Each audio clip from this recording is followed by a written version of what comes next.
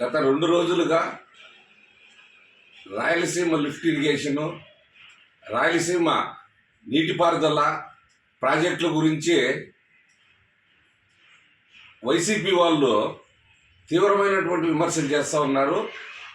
దీనికి కారణం రేవంత్ రెడ్డి అసెంబ్లీలో ఏదో రాయలసీమ లిఫ్ట్ ఇరిగేషన్కు నేను చంద్రబాబుతో మాట్లాడి నిలిపేశానని చెప్పని ఒక సాకు పెట్టుకొని దీని మీద తీవ్రంగా వాళ్ళు పదజాలం ప్రయోగిస్తూ ఇటు ప్రభుత్వాన్ని, పార్టీని, చంద్రబాబును విమర్శిస్తూ ఉన్నారు. అయితే వీళ్లకు రాయలసీమ నీటి ప్రాజెక్టుల చరిత్రే తెలియదు. వాళ్ళ అధినాయకుడి నుంచి కింద స్థాయి వరకు 1985లో ఒక మానస పుత్రికలాగా మన స్వర్గీయ నందమూరి తారక రామారావు గారు భావించి రాయలసీమ నుంచి నేను హిందూపూర్లో గెలిచాను, ఈ ప్రాంత ప్రజలు ఆదరించారు కాబట్టి ఈ ప్రాంతానికి సాగునీరు, తాగునీరు అందించాలని చెప్పినటువంటి ఒక గొప్ప ఉద్దేశంతో 500 కోట్లు కేటాయించాడు మొట్టమొదటిసారిగా. తెలుగు గంగా 29 టీఎంసీలు రాయలసీమకు కేటాయించాలా, కృష్ణానది బేసిన్ నుంచి వచ్చేటివి, అది మిగులు జలాలు. అయితే దానికి ఆ రోజుల్లో కేంద్రంలో రాజీవ్ గాంధీ ప్రధానమంత్రిగా ఉంటే ఇక్కడున్నటువంటి కాంగ్రెస్ నాయకులే ఒత్తిడి తెచ్చి పర్యావరణ అనుమతులు ఇవ్వకుండా, ప్రాజెక్టుకు అనుమతులు ఇవ్వకుండా, కేంద్రం క్లియరెన్స్ ఇవ్వకుండా ఒత్తిడి తెచ్చారు. సరే, రామారావు గారు ప్లానింగ్ కమిషన్ మీటింగ్లో కూడా ఢిల్లీలో ప్రధానమంత్రి ముందర ఈ విషయం లేవనెత్తాడు. అప్పటికీ వాళ్ళు పర్మిషన్ ఇవ్వలేదు.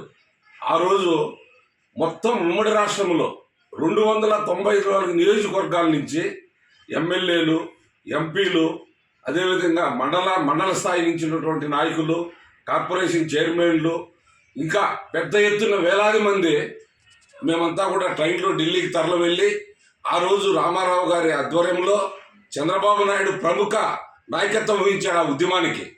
ఢిల్లీలో ప్రధానమంత్రి ఇంటి ముందర మేము దిగ్బంధం చేసి పెద్ద ఎత్తున బ్యారికేడ్లు కూడా తోసుకొని పోయి ధర్నా చేస్తూ ఉంటే ఆ రోజు గుర్రాలతో, నీటి క్యాన్లతో, లాఠీలతో మా మీద కరతాల నృత్యం చేసినారు ఢిల్లీలో. వీటన్నిటినీ కూడా తట్టుకొని ఆ రోజు చంద్రబాబు నాయుడు, మన రామారావు గారు, చంద్రబాబు గారు నేషనల్ స్థాయిలో పోరాడి ఈ ప్రాజెక్టుకు అనుమతులు తెచ్చారు. అప్పటి నుంచి ఈ రోజు వరకు కూడా కాంగ్రెస్ వారు కాలువలు తవ్వి, తర్వాత జగన్మోహన్ రెడ్డి అధికారంలో వచ్చిన తర్వాత 19 నుంచి 24 వరకు తట్టిన మన్ను ఎత్తిపోయకుండా వందలు వేల కోట్లు తినేశారు. అనంతపురంలో ఉన్న నాయకులు, చిత్తూరు జిల్లాలో పెద్దిరెడ్డి గారి గురించి తెలిసిందే అంతా. ఈయన కాలువల్లో చేసినటువంటి దోపిడీ, ఈ నీటి ప్రాజెక్టులో చేసినటువంటి దోపిడీ అంతా ఇంత కాదు. వాటన్నిటి మీద కూడా ఇప్పుడు విజిలెన్స్ ఎంక్వైరీ జరుగుతూ ఉంది. అయితే చంద్రబాబు నాయుడు పట్టుబట్టి నీటి కాలువల మీద నిద్రపోయి ఈ రాయలసీమకు నీళ్లు తేవాలా, రాయలసీమకు నీళ్లు ఇవ్వాలని చెప్పేసి 3 నెలల క్రితం ఆ కళ నెరవేరింది. దాదాపు ఇప్పటికి 25 టీఎంసీలు నీళ్లు వచ్చాయి. కాలువల నుంచి కుప్పం వరకు నీళ్లు పోతా ఉన్నాయి. వీళ్ళంతా కుప్పానికి నీళ్లు తీసుకుపోతారని చెప్పి ఈ ప్రాంతం వాసులంతా గగ్గోలు పెట్టారు. కుప్పంలో చెరువులు నిండాయి, పలమనేరు వదులుతూ ఉన్నాము, పలమనేరు నుంచి మా పుంగనూరు వదులుతూ ఉన్నాం.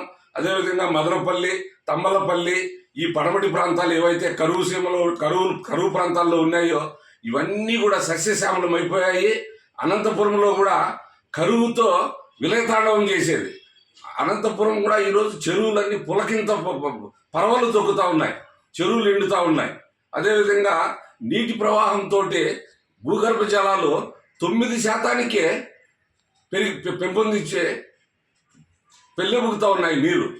ఇటువంటి పెద్ద మహత్తరమైనటువంటి ప్రాజెక్టును ఈరోజు చంద్రబాబు నాయుడు సాకారం చేసినందువలన ఇన్ని టీఎంసీలు నీరు రాయలసీమకు రావడం వల్ల ఎక్కడో మహానంది వద్ద పుట్టేటువంటి కృష్ణా నీటిని ఈరోజు చిట్ట చివర కుప్పం వరకు కూడా ప్రతి ఎకరాకు నీళ్ళు ఇవ్వాలని చెప్పినటువంటి చంద్రబాబు నాయుడు, అదేవిధంగా స్వర్గీయ రామారావు కళ, చంద్రబాబు నాయుడు పట్టుదల, ఇవన్నిటితో కూడా ఈరోజు సాకారమైంది.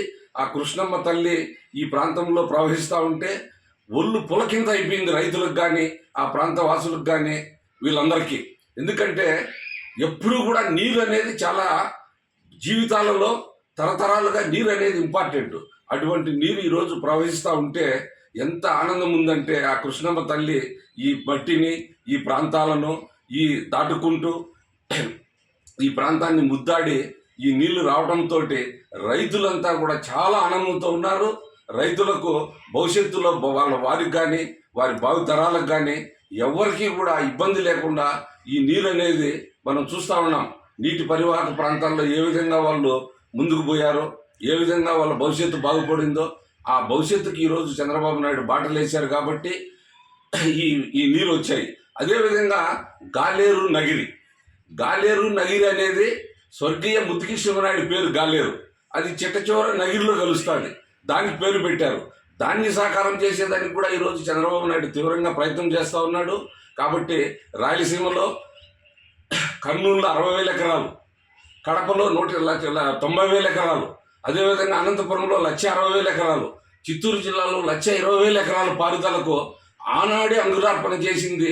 ఈరోజు ఆ కళ సాకారం అవుతా ఉంది.